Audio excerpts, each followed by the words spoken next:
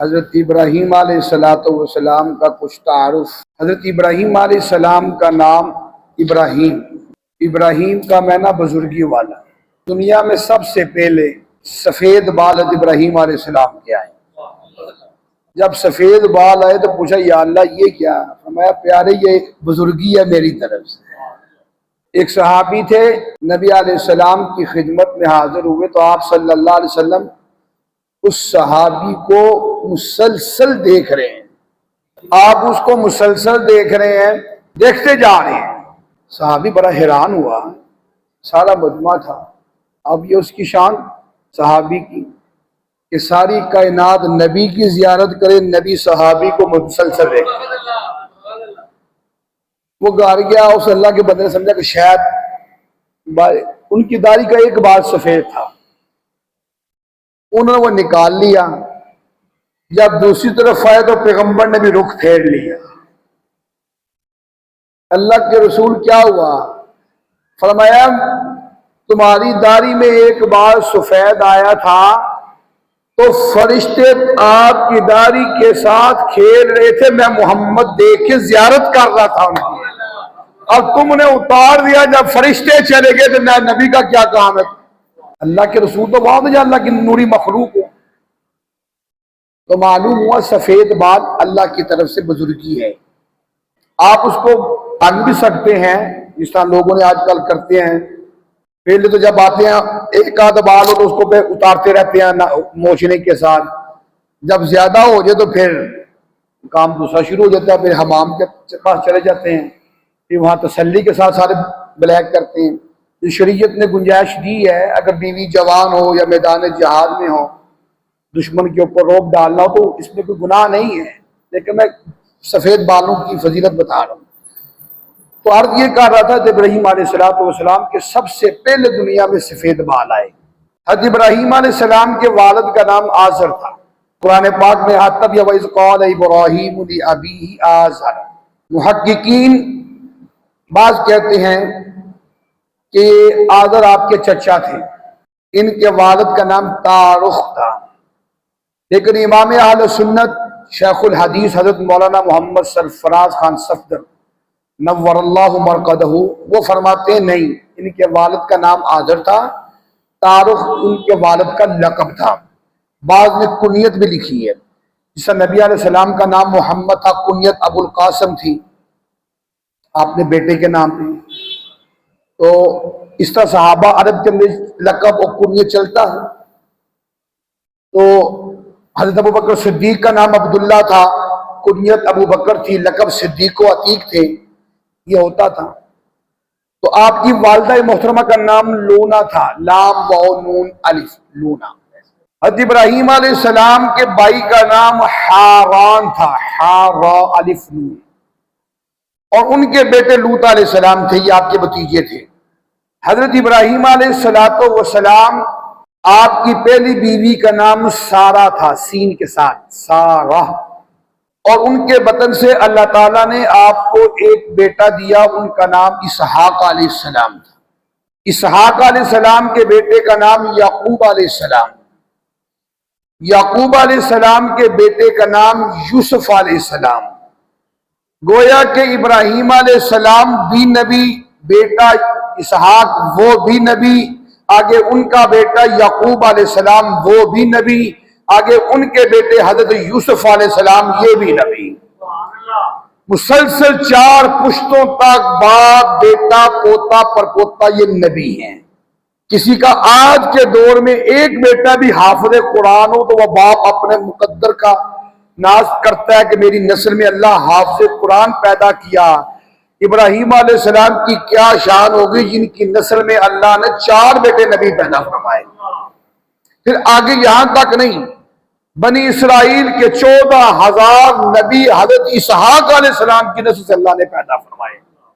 بہت نے اس کی زیادہ بھی تعداد لکھی ہے، میں محتاط اندازے سے کہہ رہا ہوں جس میں کسی کا اختلاف نہیں، بلکہ حضرت اسحاق علیہ السلام سے لے کر عیسیٰ علیہ السلام تک، ابراہیم علیہ السلام کے پہلے بیٹے اسحاق علیہ السلام سے لے کر حضرت عیسیٰ علیہ السلام سیکنڈ لاسٹ نبی ہیں، ہمارے نبی سے پہلے۔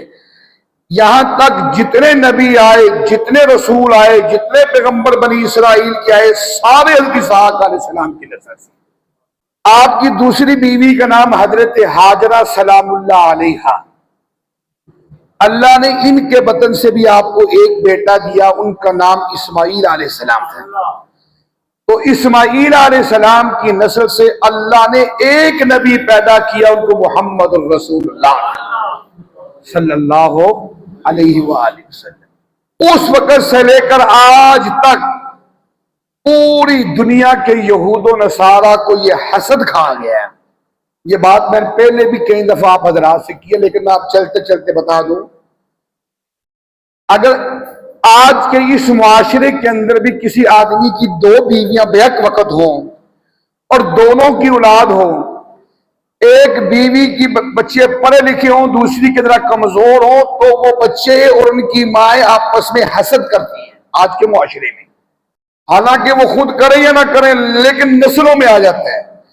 اگر ایک بیوی کی اولاد کاروباری ہے، دوسری کی کاروباری نہیں، تب حسد، اور ان کی بھی ہر چیز پر حسد ہوگا، جالس ہوگا، اس کی خوراک پر، اس کی پوشاک پر، اس کے اٹھنے بیٹھنے پڑھنے بولنے لکھنے پر، اور یہ مثالیں عام موجود ہیں اور بڑے بڑے گھروں میں موجود ہیں، میں نام نہیں لیتا، اہل علم بھی اور دنیا دار تو بے شمار ہیں۔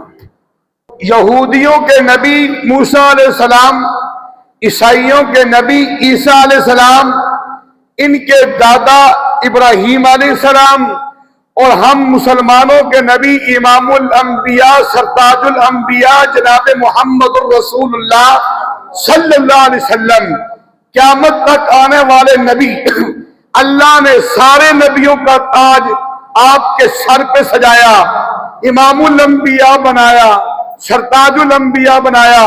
پوری دنیا یہودیت کو، پوری دنیا عیسائیت کو اس وقت سے لے کر آج تک ان کے پیٹ میں یہی مرور ہے کہ اللہ نے نبوت اور رسالت تو بنو اسرائیل میں رکھی تھی، یہ بنی اسرائیل سے ختم ہو کر، ہمارے نسل سے ختم ہو کر، دوسری بیوی اسماعیل علیہ السلام، حضرت ہاجرہ کے بطن سے جو پیدا ہوا نبی اسماعیل علیہ السلام، ان کی نسل سے ایک نبی پیدا ہوا اور وہ سارے نبیوں کا سردار بنا، سارے نبیوں کا امام بنا۔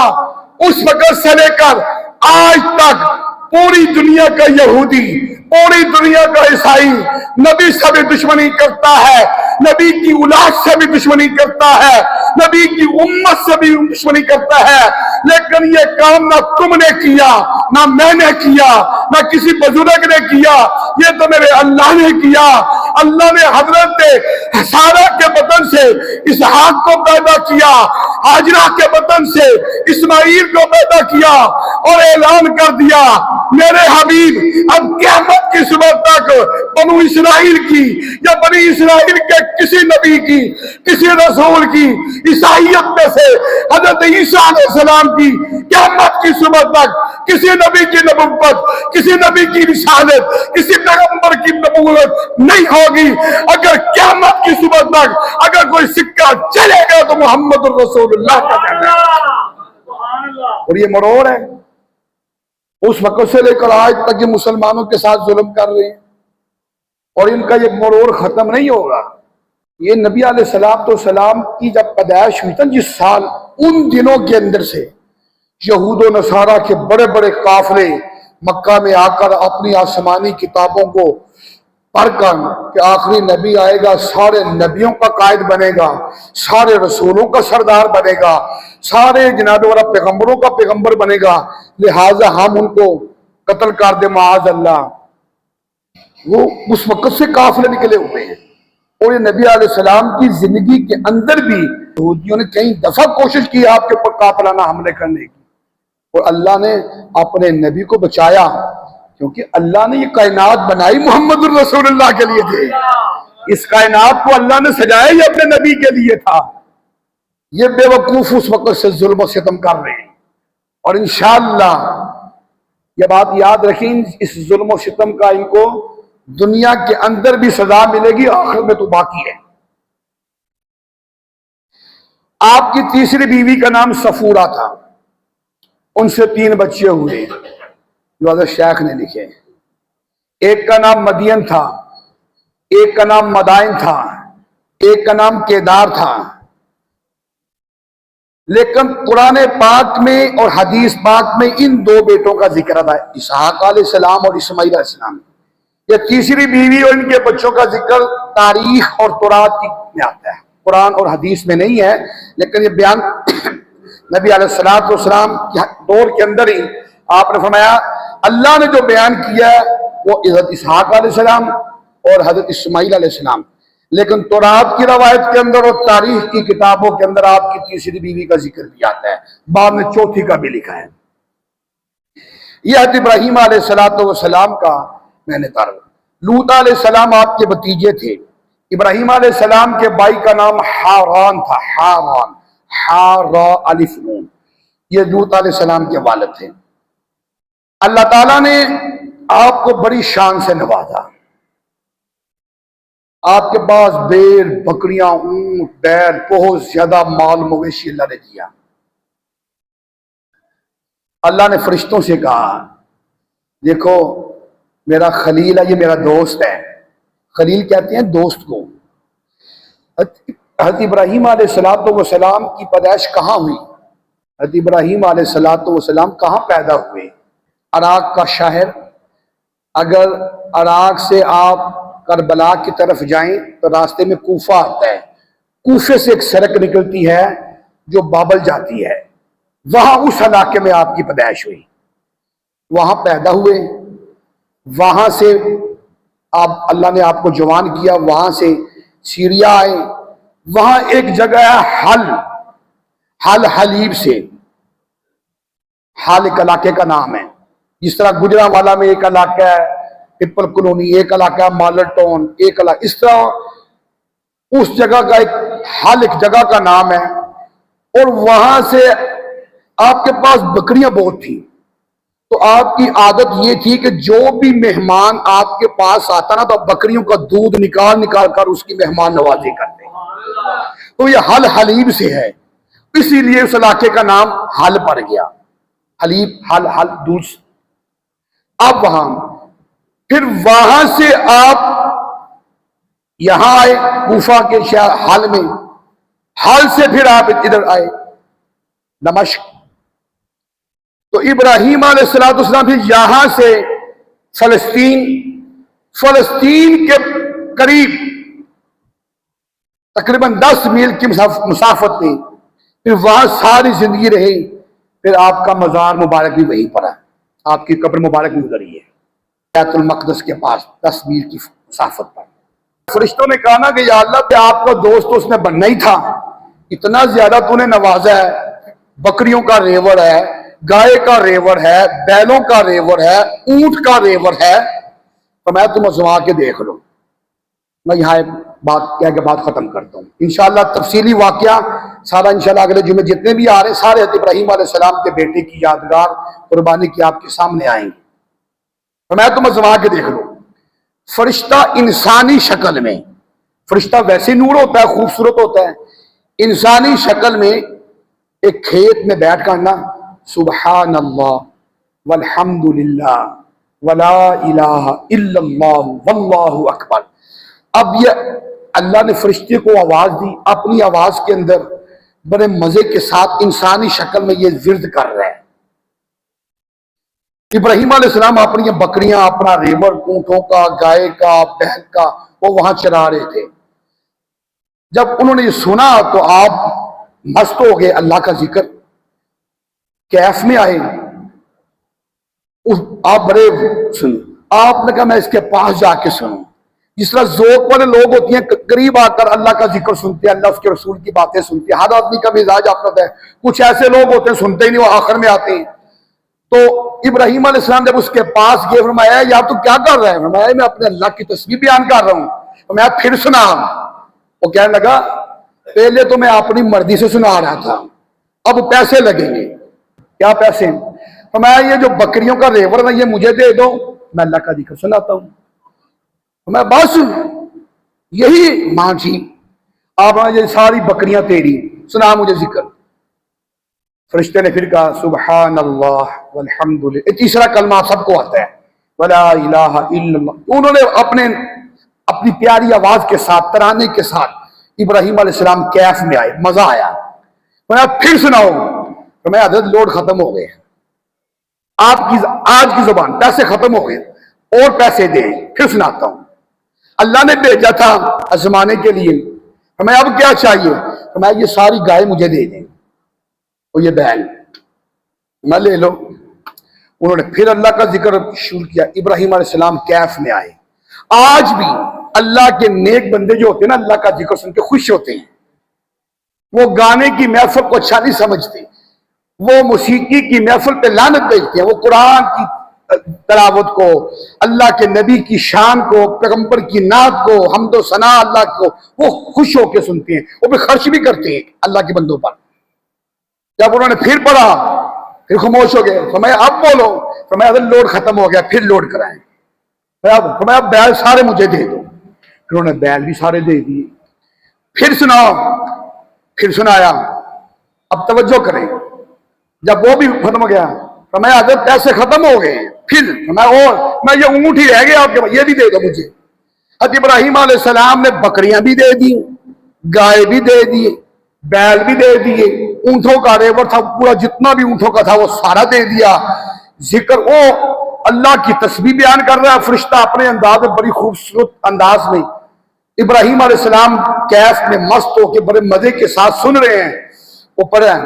اب وہ پھر خاموش ہو گیا۔ ہمیں حضرت اب بھی بولو، ہمیں حضرت آپ کا لوڈ ختم ہو گیا، پیسے ختم ہو گئے ہیں، ہمیں آپ پھر بیان کرو، ہمیں آپ کے پاس ہے کیا؟ ہمیں میری بات سن۔ اب یہ بات حضرت ابراہیم علیہ السلام نے کہی، فرمایا تو نے اتنی زیادہ بکریاں لی، یہ بیل لیے، یہ گائے لیے، یہ مجھ سے سارے اونٹ لے لیے، اور اللہ کے بندے ان کی خدمت کے لیے، اس کے چرواہے کے لیے کسی آدمی کی وہ ضرورت پڑے گی؟ بلند آواز سے کہو۔ ہاں میں آپ سے نہیں کہہ کہ آپ ہی نوٹ کروائیں، میں آپ کو بات کیا سمجھا رہا ہوں۔ فرمایا اس بکریوں کو، ان بیلوں کو، ان گائے کو، ان اونٹوں کو چرانے کے لیے تجھے کسی نوکر کی، کسی آدمی کی ضرورت تو پڑے گی۔ اللہ کے بندے تو اللہ کا ذکر سناتا رہ، نہ روٹی نہیں مانگوں گا، نہ کھانا نہیں مانگوں گا، نہ کپڑے نہیں مانگوں گا، نہ مکان نہیں مانگوں گا، نہ پیسے نہیں مانگوں گا، اور تو ذکر سناتا رہ، میں تیری نوکری کرتا رہا۔ یہاں سے علماء نے لکھا ہے نقطہ، فرمایا جو لوگ علماء، مشائخ، اللہ کے ولی یا اہل علم اللہ کا ذکر سنائے، لوگ ان پر خرچ کرتے ہیں، یہ اللہ والوں کی نشانی ہے۔ لوگ شادیوں پہ لاکھوں خرچ کر دیتے ہیں، گانا گانے والوں پر، بجانے والوں پر، مہندیوں پر، رسموں پر لاکھوں خرچ کرتے ہیں۔ جو اللہ اس کے رسول کی باتیں کرے اس پر ایک کوڑی بھی خرچ نہیں کرتے، الا ماشاءاللہ، سال بعد نہیں۔ ہمارے استاد فرماتے تھے کہ میں ایک جگہ گیا تو میں وہاں میرا بیان تھا، تو میں نے لوگوں سے کہا، رمضان کا مہینہ تھا، کہ بھائی تم اپنے مسجد کے امام خطیب کی کرتے ہو، ہم نے یہ عادت نہیں ڈالی۔ استاد نے ان کو ڈالا، اور بھائی یہ تو نبیوں کی سنت ہے، یہ معمولی کام نہیں ہے، یہ اللہ کی توفیق سے ہوتا ہے۔ تو خیر ابراہیم علیہ السلام نے اللہ کا ذکر سنانے پہ سرا، تو پھر فرشتے کی آنکھوں سے آنسو آ گئے۔ فرمایا خلیل جلدی کر، مجھے اپنے سینے کے ساتھ منور کر دے۔ اللہ نے سچ کہا تھا کہ اللہ کا دوست ایسے ہی نہیں بنتا، وہ اللہ کے بندوں پر اور اللہ کے نام پر جب خرچ کرتا ہے تو پھر اللہ اس کو دوست بناتا ہے۔ اس لیے ابراہیم علیہ السلام سے کسی نے پوچھا آپ اللہ کے دوست بنے، خلیل اللہ بنے، خلیل اللہ کہتے ہیں اللہ کے دوست کو کیسے بنے؟ ہمیں بذلت نفسی لریوان ومالی لزیفان، ہاں انا خلیل الرحمن، اللہ نے مجھے مال دیا، میں نے مہمانوں پہ قربان کیا، اللہ نے مجھے اولاد دی، میں نے چھری کے نیچے دے دی، اللہ نے مجھے وطن دیا، میں نے وطن کو چھوڑ دیا، بیٹا دیا، چھری کے نیچے دے دیا، مال دیا، مہمانوں پہ قربان کر دیا، بخل نہیں کیا. جب میں نے ساری نعمتیں ساری چیزیں اللہ کے راستے میں قربان کر دی, اللہ نے مجھے خلیل الرحمان بنا دیا, اللہ نے مجھے اپنا دوست بنا دیا. حضرت ابراہیم علیہ السلام کی زندگی کے آگے ان کے بیٹے ان کی بیوی کے ایمان افروز اور زبردست انشاءاللہ العزیز خطبات آ رہے ہیں. اللہ تعالی ہم سب کو حضرت ابراہیم علیہ السلام کی سچی عقیدت اور محبت نصیب فرمائے.